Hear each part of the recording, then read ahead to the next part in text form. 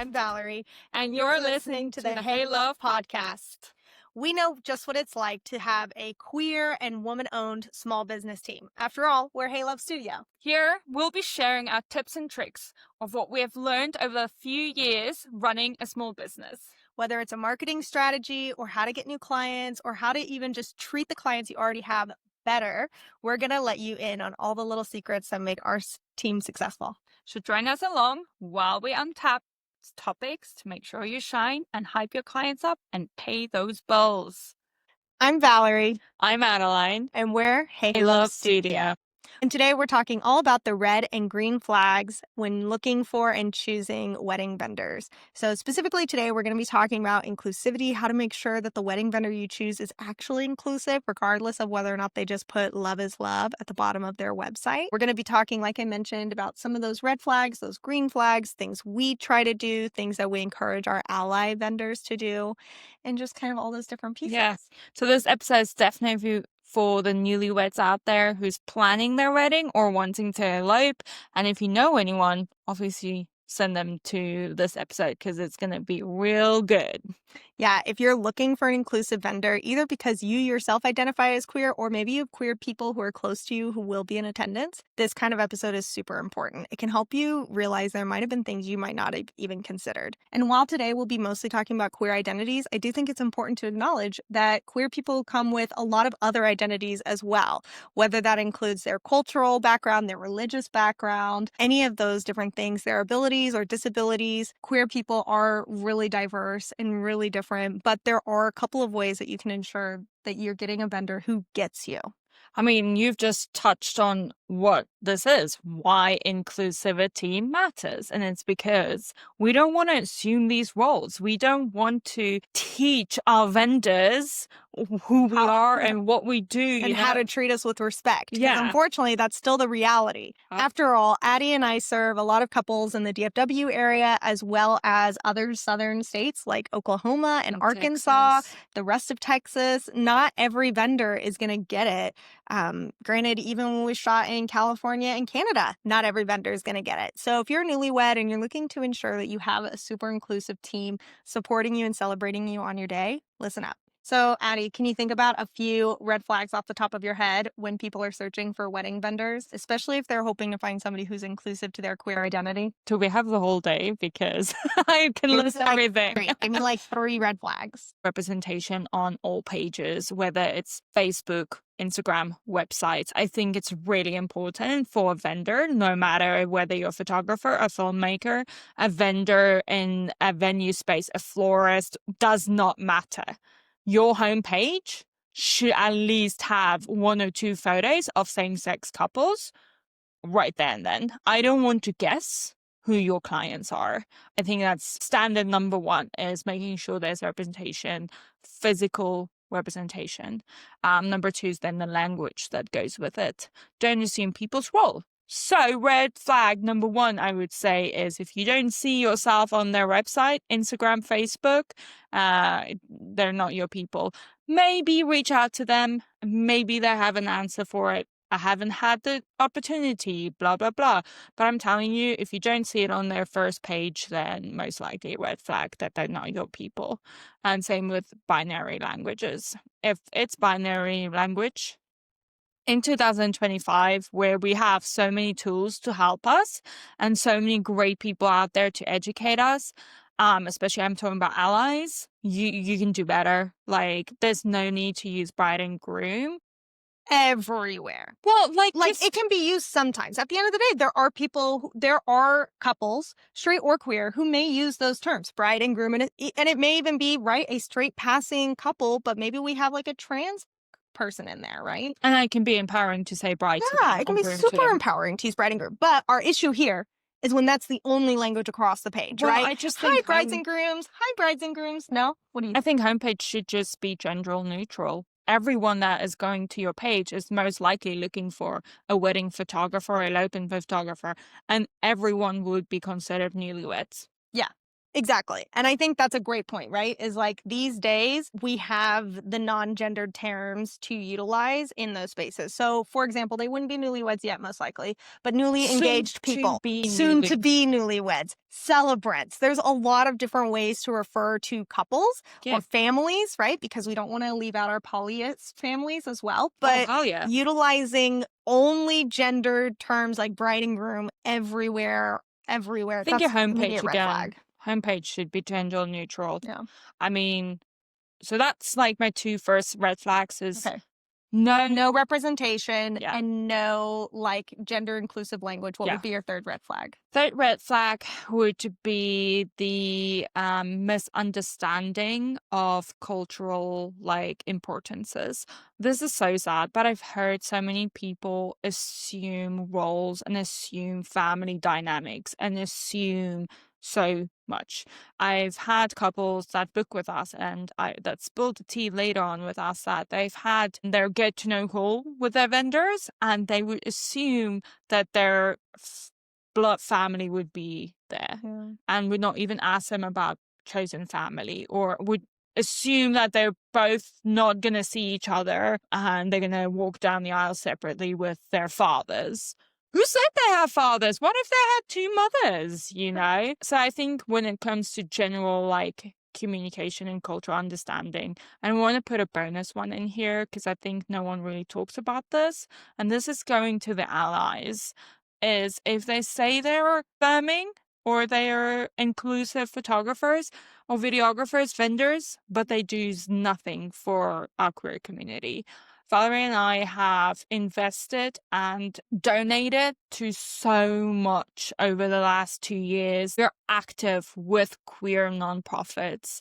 In fact, we did a whole thing for Black Tie Dinner, you know, like we are active in the community and we're queer ourselves, you know, but as an ally, if you don't even try to attend a pride or attend a dinner where it's donation based and going for our queer family, I think that's a massive red flag. Then it's again, I feel so performative rather than being actually an ally and being inclusive and a firm vendor.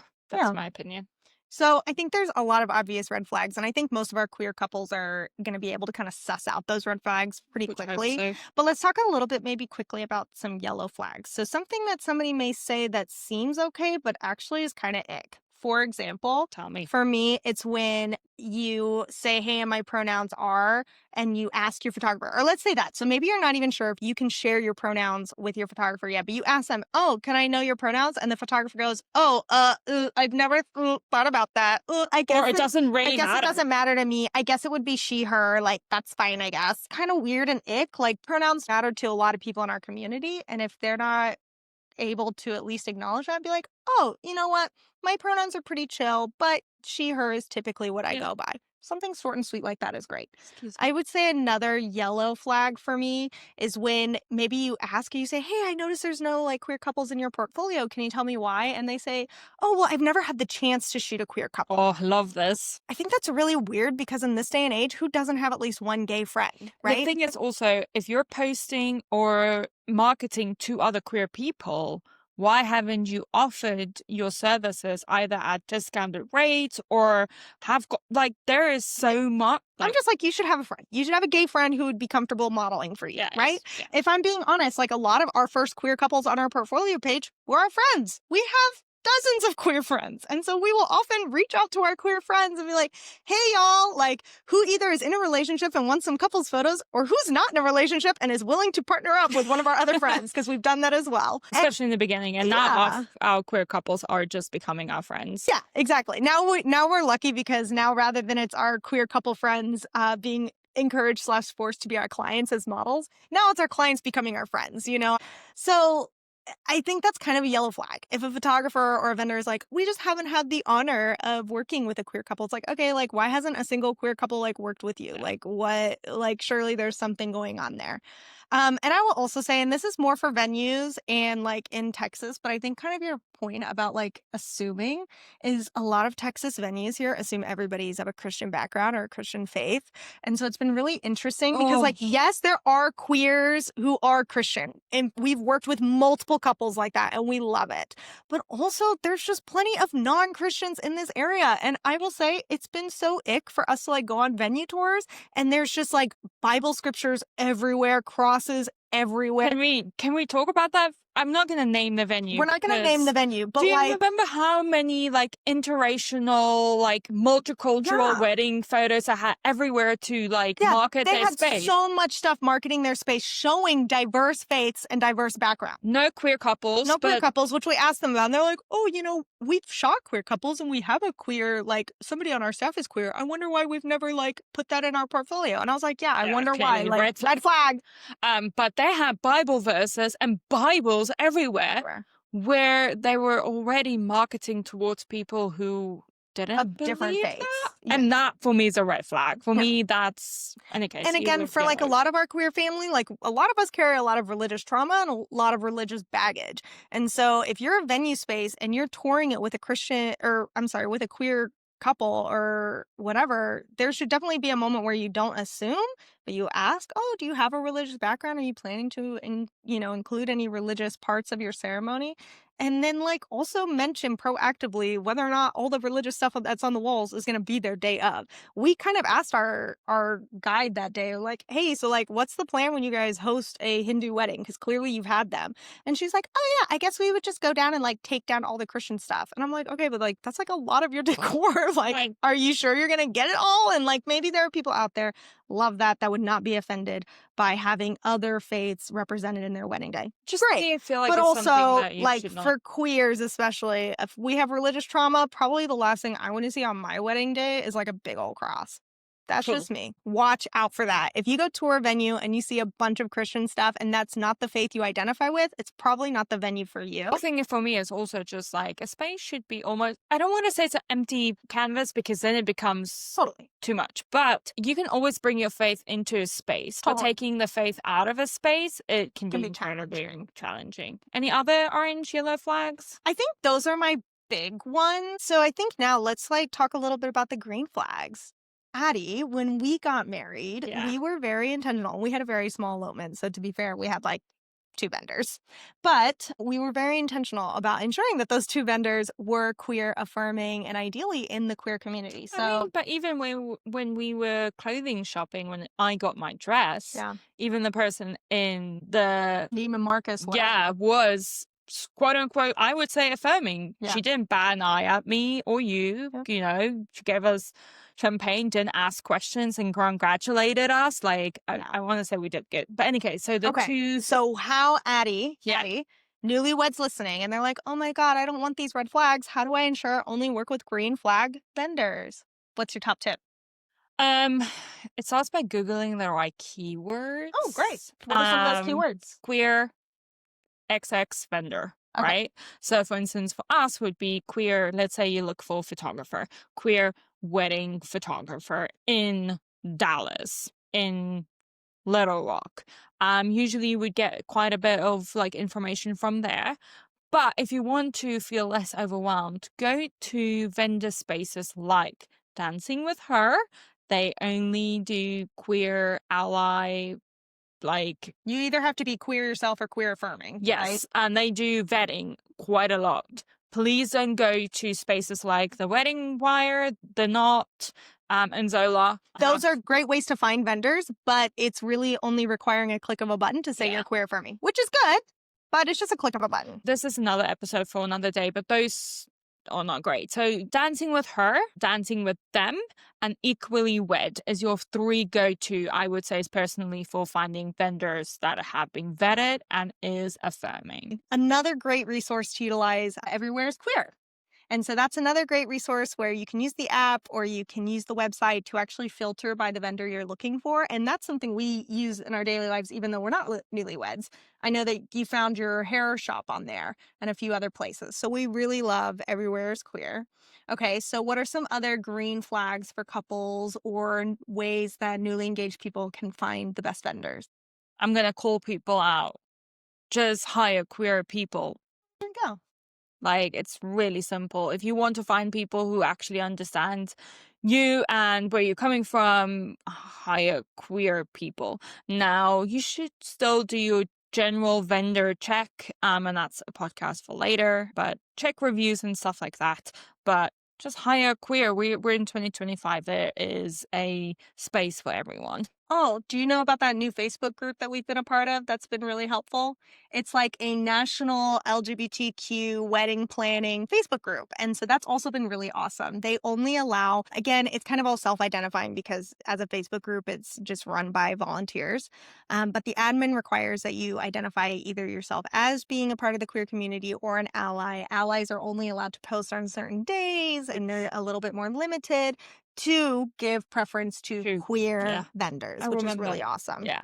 But even then, we've seen some red flags over there. Yeah, so that's what's been really funny is that's a very queer group. It's meant for like queer newly engaged people. It's meant for queer vendors.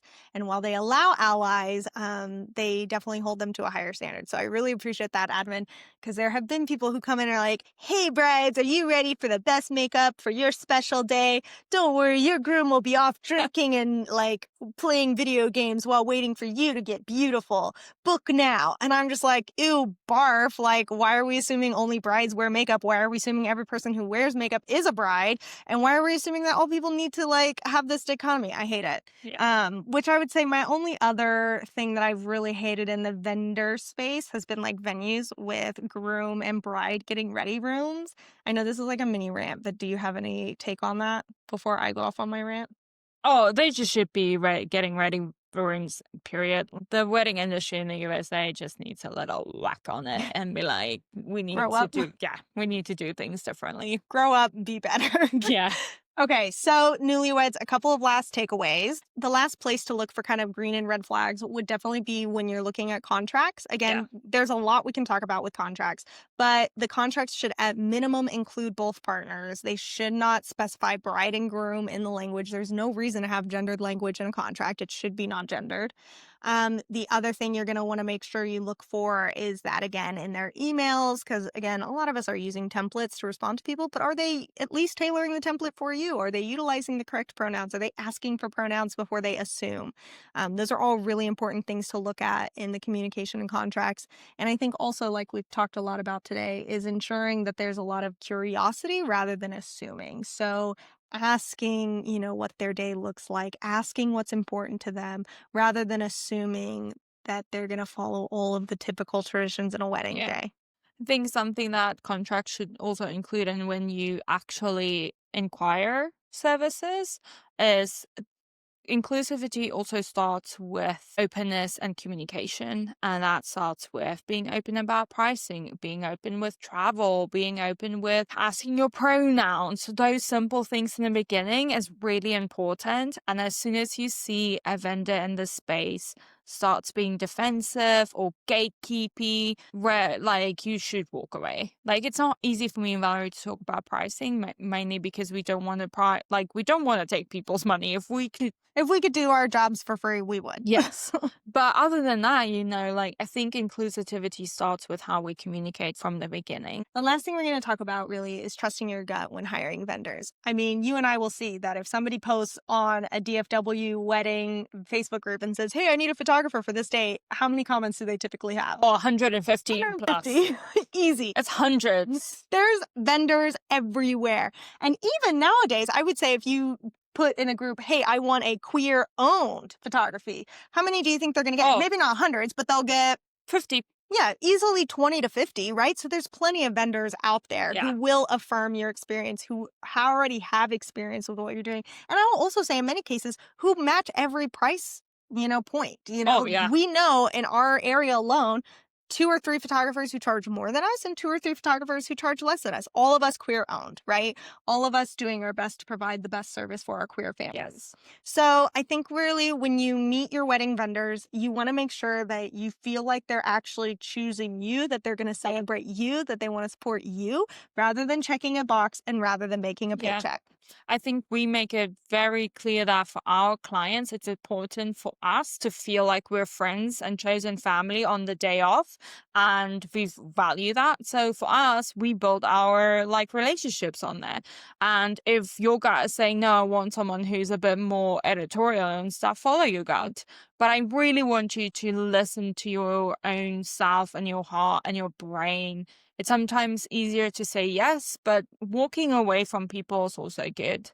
Yeah. Um, Just because somebody's maybe the only florist you can find in your price oh, range I love this. doesn't mean that they're really the right florist for you. At the end of the day, Addie and I really couldn't afford a full floral thing for our wedding. Yeah, So instead, what we did is we went to a local grocery store, bought flowers, made it ourselves. Hey, queer floral vendor on our yeah, wedding day. And then we did choose to spend money where it was important, which for Addie was a flower crown. And so we did find a really amazing affirming vendor. Obviously, it was San Francisco. I would be shocked if we found somebody who wasn't affirming in that super queer city.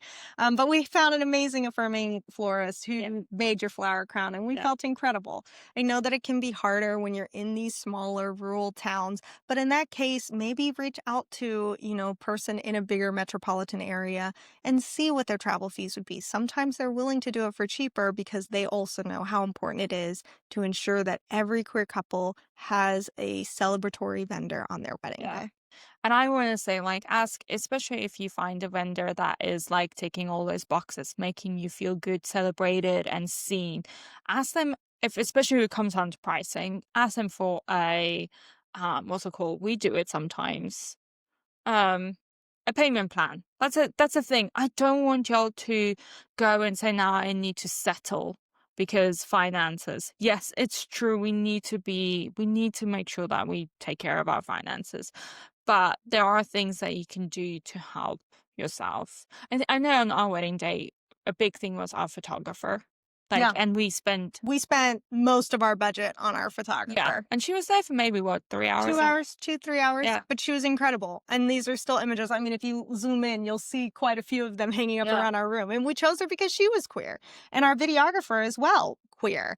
It felt really important to us that we had people around us on our day who would celebrate us, who knew how to pose us, who knew how to talk to us, who didn't make us feel anything but amazing, because Yeah. that's really what you want on a wedding day. So, with all of this said, we'll go ahead and wrap things up. Couple of red flags. Binary language, no representation. Yes. Couple of green flags.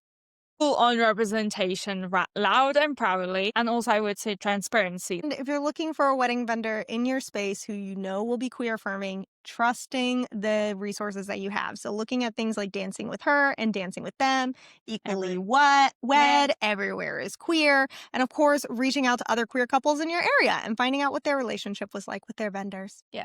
And lastly, is please trust your gut. Please make sure that the person is the happiest as yourself. At the end of the day, you deserve vendors who see you, affirm you, and will celebrate you on one of these really, really special days of your life. So if today's episode helped you to find an inclusive vendor team, please, please, please share this episode with a friend or a family member who maybe needs help understanding why you're choosing the vendors you're choosing. And if you want to hear more, follow along with us on Instagram at Hey Love Studios. We'll see you on the next episode. Bye. Thanks so much for hanging out with us today, and hopefully you've learned something. Yeah, if something really stuck with you today, please consider sharing it with another photographer, videographer, creative. Make sure you hit follow and consider leaving us a review. And if you love this chaos, please ensure that you follow us on Instagram at Hey Love Studio. This is where we share our BTS, our beautiful queer love, and other couples, and we would love to see you there. Until next time, keep creating Keep celebrating. and know that, hey, love, we got you.